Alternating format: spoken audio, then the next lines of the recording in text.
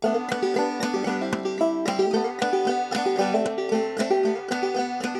right, today we are looking at a few simple ways that you can embellish your banjo arrangements so you can make them sound fancy even if you're a beginner.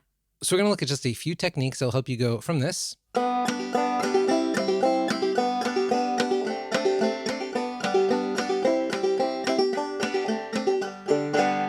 this.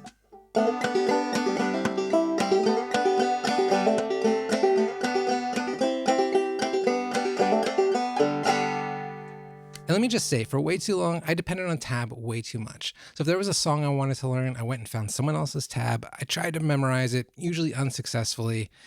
And in the end, I kind of had a song I sort of kind of knew, but maybe not really. So that's one thing that these techniques really help with, is sort of learning how to separate the melody from the embellishments in a song. So that when you get a tab or you learn a song by ear, you get the melody and then you embellish it as you see fit. Now, before we totally get into it, a quick favor to ask you. I'm trying to grow this channel, right? And my goal is to hit 500 subscribers by the end of February. So here's how you can help with that. Hit that like and subscribe button. Thanks so much. Okay, on with the show. So we're going to be looking at 3 techniques here. We're going to look at hammering on into chords. We're going to look at sliding into melody notes, and we're going to look at moving chords up the neck, just one position. So let's start with hammering on into the chords. So anytime, and we're using Boil Them Cabbage Down as a example. You can take these techniques and add them to any song. So these are not exclusive to Boil Them Cabbage Down. However, if you want to see exactly what I'm doing, I do have tabs linked in the description for the melody plus our embellished version. And so I don't want you to just try to learn the song from the embellished version, but this is a way for you to see how I'm embellishing from the simple melody. So in Boil Them Cabbage Down, we start on a G chord, and the first 2 measures basically go like this. See how we're just playing the melody notes on the 2nd string, and we just go from open G to C. Really simple. Now, one way we can embellish this is to hammer on into that C chord, and I think that sounds really nice. You can always hammer on, especially if you're going from like an open G or something like that into a fretted chord. This can sound really nice. So what we're going to do is we're going to go is 1, 2, and 3, 4, and now we strum the open strings. And on the end of that first beat, we're just going to hammer on into the C chord.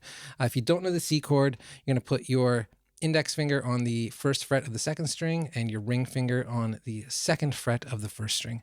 And we're just going to firmly hammer those on. So I'm going to strum the open strings on 1 and then hammer on in the end of 1. So 1 and the rest of the measure continues as normal.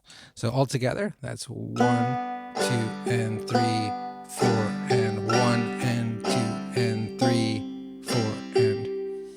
You see how it sort of gives it that nice syncopated feel? The chord change is just half a beat off, but it really adds some variety to the song and sounds really nice. So we can do this anytime. So the chord progression for Boil Them Cabbage Down is G, C, G, D. So anytime we're going from G to C or D, we can do this hammer on. So if I add it everywhere, it's going to sound like this. So we start on G,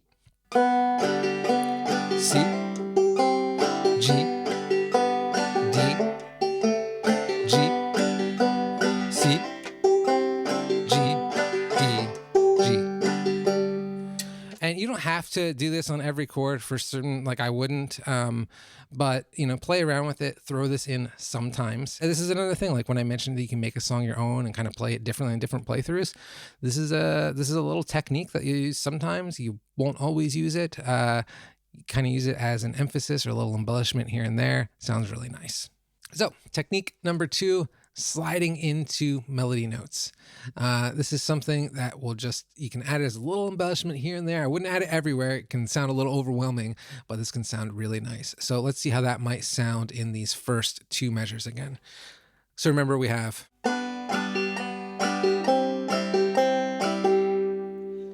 Now, what if we slide in to the melody note of the G chord? Now, your first thought might be, well, that's an open note. How do we slide into that? There's nothing to slide into. Here's the trick here. You can move it down to another string and then slide into that. So you're basically looking for, where does this note exist? And to keep it simple, let's look at, third, fourth, fifth fret somewhere else. So where does this exist on another string at like the third, fourth, or fifth fret? So we know that this is a B, just because in our tuning we've got G, D, G, B, D. We're playing it open, so that's a B. Next string down is a G. So if we count up, we can go G, A, B. So we've got that note here. And if you're not sure if that's confusing for you, use your tuner and that will work as well. And basically you're just looking for this note on a different string. And don't worry, like in different tunings and different chord progressions and everything, you'll learn these. Like this will sort of become ingrained in you. Like I just know that if I have an open second string here, I can play in G tuning. I can play that on the fourth fret of the third string as well. All right, so once you have that note, you're just going to pick where to start your slide. And really you can do this anywhere. So, first, second, third, or second, or third. You see those all have slightly different feels to them. For this one, because this is just a really standard chord progression in a simple song, I like it from the second. From the third, I feel like that maybe sounds a little like bluesier.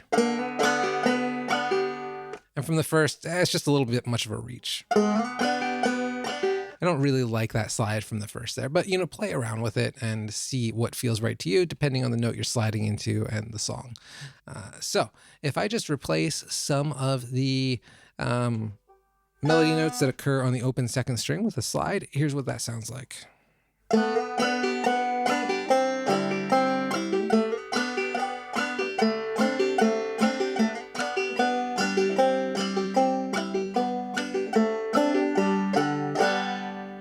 Pretty nice, right? And now let's combine that with our hammer-on chords and see what we got.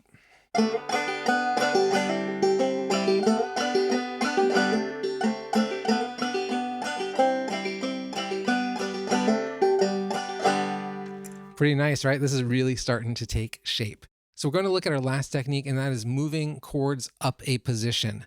Again, this is one you can use sparingly, but it can sound really nice in the right context. So this is sort of a happy medium between always being stuck on those first like 3-4 frets and, noodling up the neck and being super fancy. Look, and I know like playing up the neck can feel intimidating.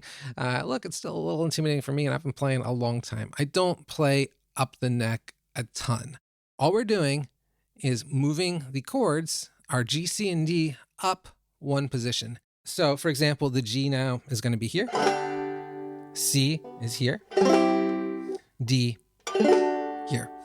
Now you might be wondering, how do we even start to figure that out? I'm going to give you my super top secret tip. This thing is awesome. It's called Theo's Chord Generator, and I will put a link to that in the description. This guy, Theo, has made this amazing resource for banjo players where you can put in your tuning and you can request sort of all the different voicings of that chord up the neck. Really useful. I'll probably do a short video on that at some point, but you can noodle around with it, play around with it, and see what you come up with. But this is a really easy way to quickly figure out chords up the neck if you don't know them already.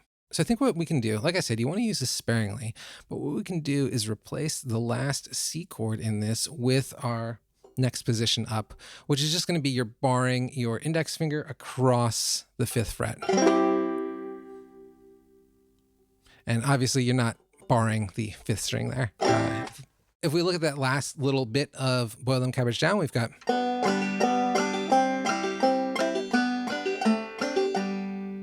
Let's just move that C chord up to the 5th fret.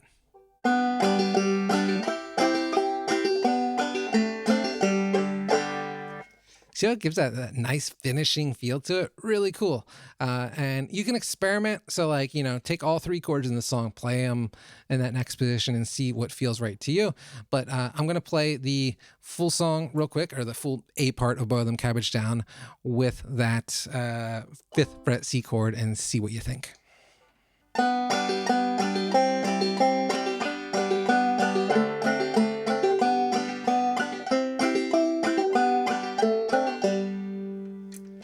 nice, right? And now let's put it all together.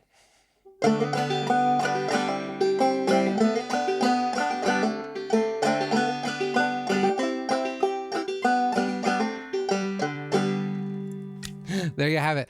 3 simple tricks embellish your playing. Hope that helps. I'll see you next time.